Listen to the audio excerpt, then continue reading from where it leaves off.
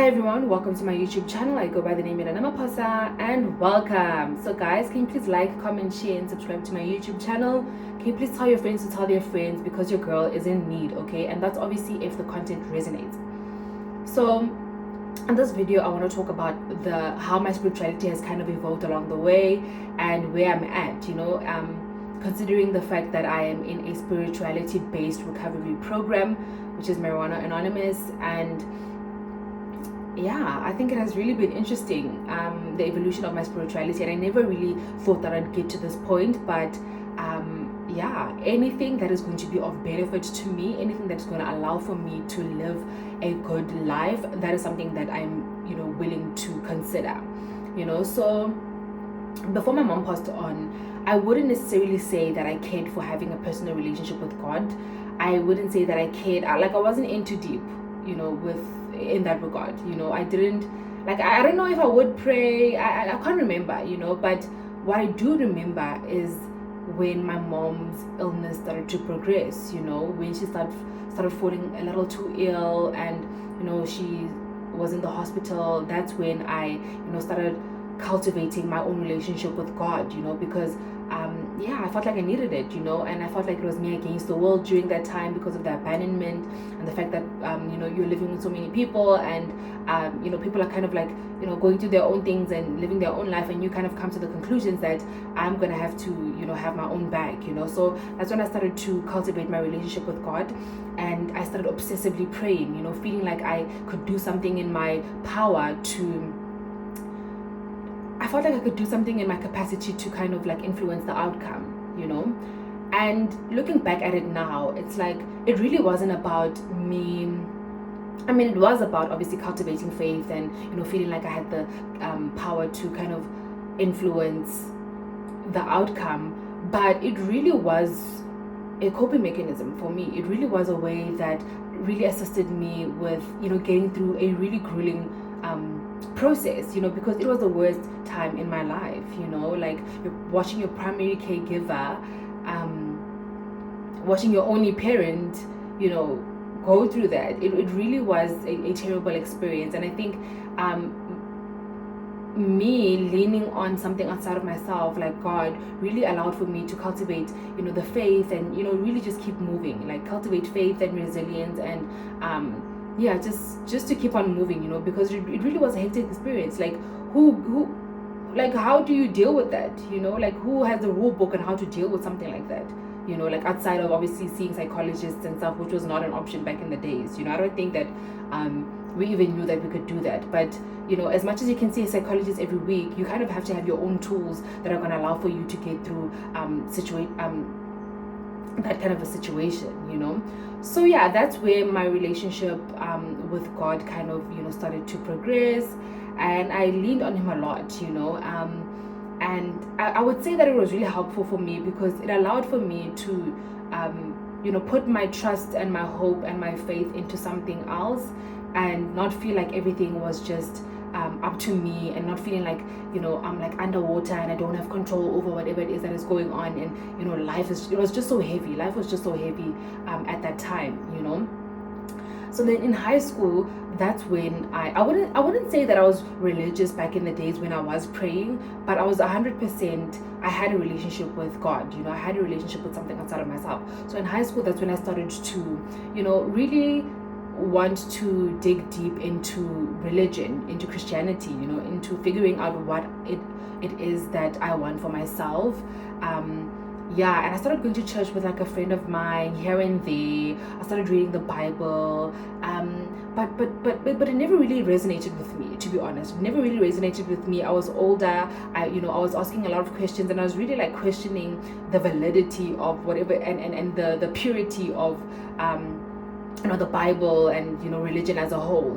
So that's when my deconstruction journey started. It started in high school.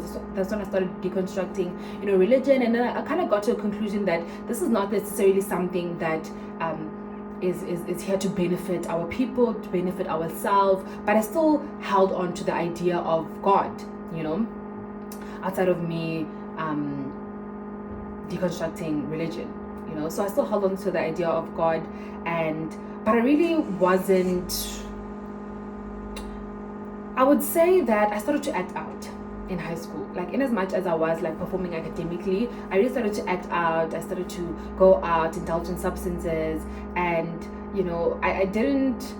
I wasn't as serious about my relationship with God as I was when I was really young, because I'm just like, I found drugs. I found something that could, numb the emotions, numb the pain, and I was living a double life. I was able to like perform at school, but I was also like very much constantly just wanting to go out, wanting to be high and drunk out of my soul, and not necessarily wanting to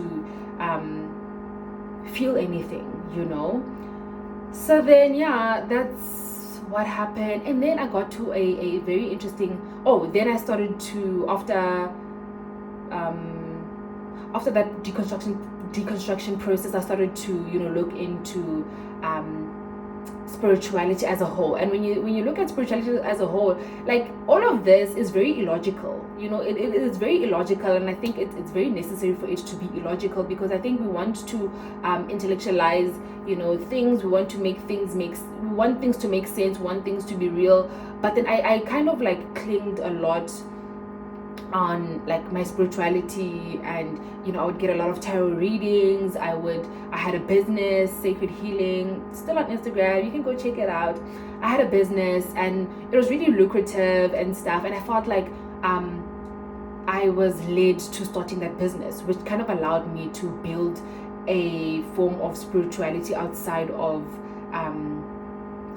religion and stuff. It was something that I could cultivate. But by then I was already like hooked onto weed, So yeah, man, I started leaning a lot towards crystals. I mean, not really leaning towards crystals, but leaning towards God, but not in the way that I was when I was young, because it became something else, like when spirituality is something that you really lean towards, and you lean towards it for it to do more for you than it can.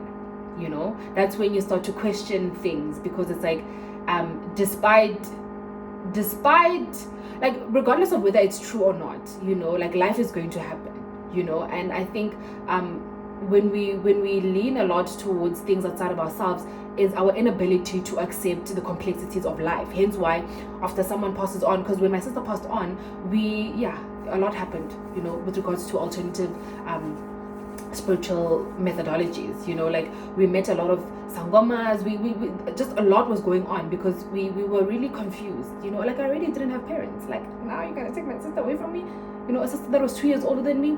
How could that happen? Like, that was the worst thing that has ever happened to me in my life till today. I can't believe that I managed to go through that, and that's why I'm just so resilient, and I'm really proud of myself. And I'm just grateful that I was able to take myself out of like really, really tough moments. Okay, you build the muscle, okay, and you become confident, and you become a different person. Okay, but after my sister passed on, it was just really grappling at straws. Really grappling at straws, really, really, really seeking answers, really confusion, and just really wondering what is going on.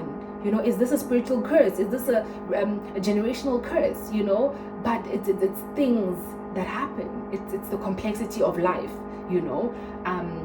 But obviously we don't want to believe things like that. So then, my sister, my elder sister, because I am the youngest of 3 siblings, girls, and my elder sister stopped completely believing in God, and when she stopped believing in God, I was really worried about her. I don't want to lie to you. I was really worried about her, because I was like, she has given up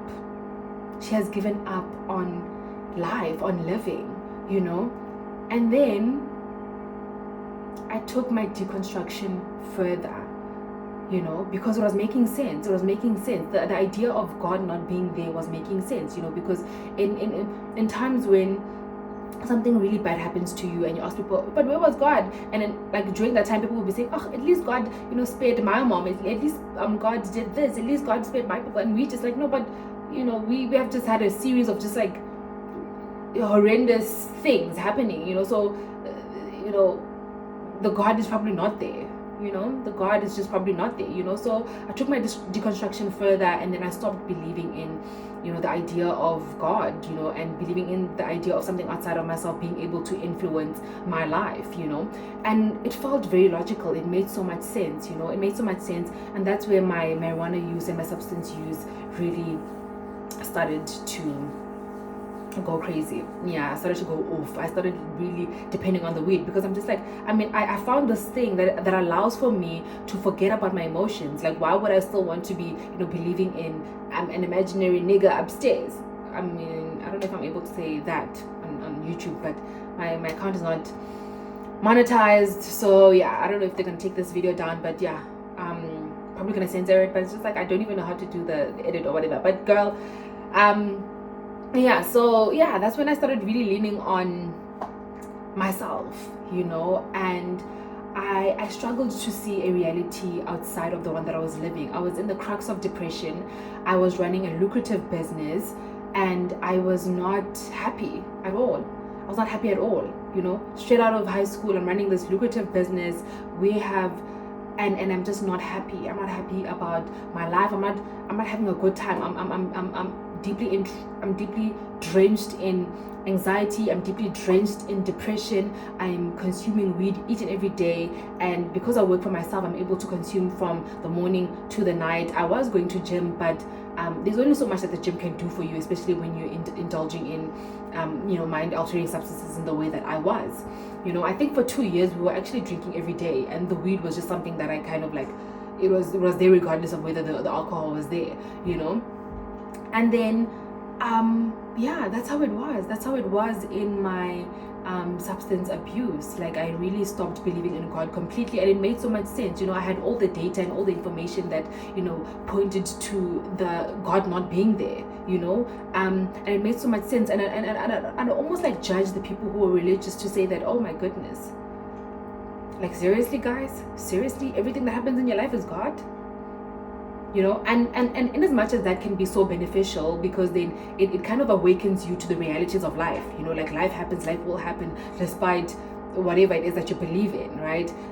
Because you're not exempt, because you believe in something, you're not exempt from life things happening. And I feel like we start getting angry at God and the idea of God, because there's a disconnect between what we think that our lives should be and what is happening.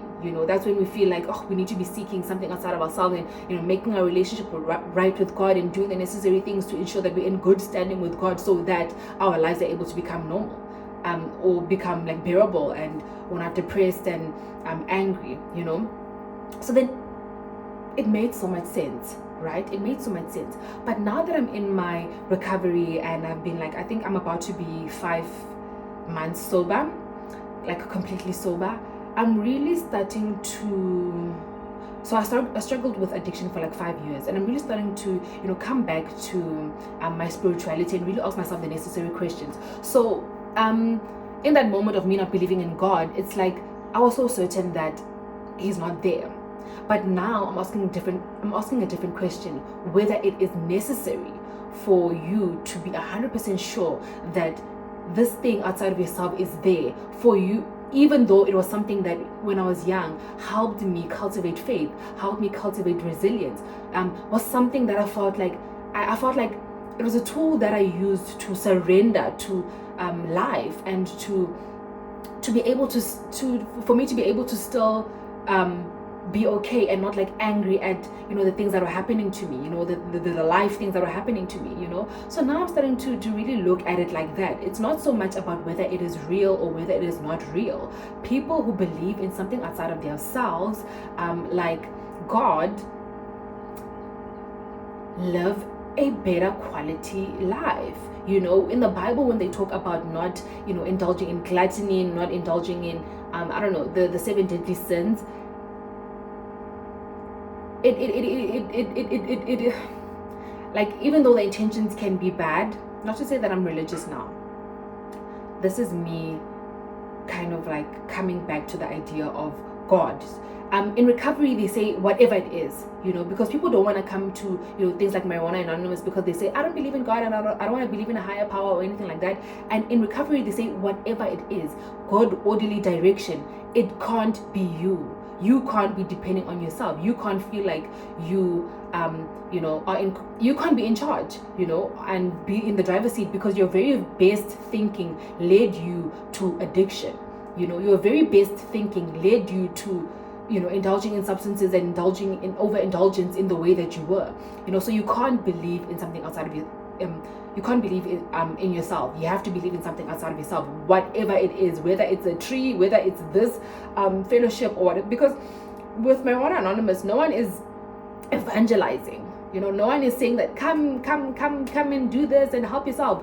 We're all there because we really just found it within ourselves that we need help. We need something outside of ourselves to help us on this journey of recovery. And it doesn't end. It's not to say that I'm only going to attend meetings for the first year and then after that I'm healed and everything is okay. No, it's not going to end, So that's what they really preach in recovery spaces, And for me, when I got into that kind of space, it wasn't like the idea of a higher power really wasn't like, oh my goodness, I can't do this for me. I was like, I do not care. I just want to be sober. I want to be sober and I don't want to go back to that life. I don't care, whatever. I didn't care whether God was real this time or was not real. For me, it was like, if this is going to be a tool that's going to allow for me to get through really hectic points in my life, whatever, this is what I'm going to do. And now, that has been how my spirituality has evolved. That's how my spirituality kind of has evolved. It's the question is not so much whether God is real and whether God is moral or whatever it is, whatever God is to you, something outside of yourself.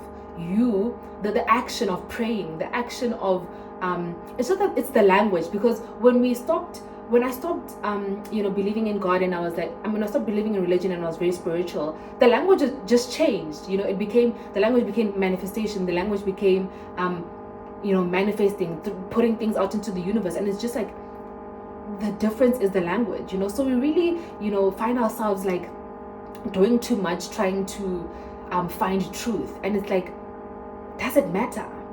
Does it matter that I'm using pray instead of manifest? Does it matter that I'm using, this other word instead of the other word? If it's going to be a tool that's going to allow for me to cultivate faith, to cultivate resilience, and for me to just be able to surrender to the complexities of life, does it really matter? So that's kind of where I'm at. I believe in something outside of myself, even if it's just a narrative that I'm telling myself for me to be able to cultivate faith and resilience, and for me to just get through hectic times in my life. Like, it's not so much so, is it true? I want to see something, I want to see this, I want to see that. No, it's not about that. It's about me surrendering to the complexities of life. And I think that, paired with some of the logical arguments that I had along the year, like when I was deconstructing, really allows for me to build a spiritual system that is very beneficial to me, because I do know the logic. I do know the number, the data, and the things that contribute to things happening in life. And I also do want to hold on to something that is illogical, something that's going to allow for me to live life in a better way. So I have been praying every day, because that was the thing that I used to do when I was in prior to my deconstruction. I used to pray each and every day before falling asleep, and I wasn't really depressed back then. So it's like, look at the numbers, look at the data. The argument isn't so much about whether it's true or not true. It does not matter. It does not matter whether it's true or not. What matters is what impact it has on your life. How is it influencing your life? How is it improving your quality of life? You don't have to believe in all the other things. You don't have to believe Jeremiah and whatever and the things that happen in the Bible. You really have to, and you have to come to these conclusions on your own, guys. I'm not saying that follow me and do whatever it is that I'm doing, but I'm just saying that this is how my spirituality has evolved along the years. And I feel like I am peaceful. I am peaceful, grateful, thankful, and hopeful that I'm in recovery, I haven't picked up, I haven't been craving, I'm not jealous of people when I see them smoking, because I have fully surrendered. You know, I am praying every day, and yeah, I'm feeling so much better. When I do feel sad, it's not something that lasts long, you know. So that's how my spirituality has evolved along the years. Yeah, the whole thing of, you know, judging people who are religious and saying, oh my goodness, but you're so smart, but why are you believing in fictional characters and things like that? It's not a good, it's not the flex that we thought it was, because we are looking at people and we're saying that your coping mechanism is gross, your coping mechanism is so dumb, and I'm so smart. But we also like indulging in things that are hurting us. You know, we also indulging in things that are, and it's illogical. Like our addictions are very illogical. How we are believing in and depending on this thing, a plant, you know, it was even worse. So yeah, I've gotten to this point, and I'm just grateful that I'm able to come back to myself. I'm able to reason with myself. I'm able to come to my own conclusions and not necessarily be influenced by people and their experiences. So yeah, man, I think, you know, when it comes to spirituality, it really is an experience that you create for yourself. You know, whatever it is that you want it to be, that's what it is. But I feel like I really need spirituality. You know, as illogical as it is okay. It doesn't have to be logical, you know, because not everything in life is logical. Okay, so yeah, that's where I'm at, and I'm very happy, I'm grateful, hopeful, and thankful, guys. Can you please, again, like, comment, share, and subscribe to my YouTube channel? Tell your friends to tell their friends. Yeah, and no bars.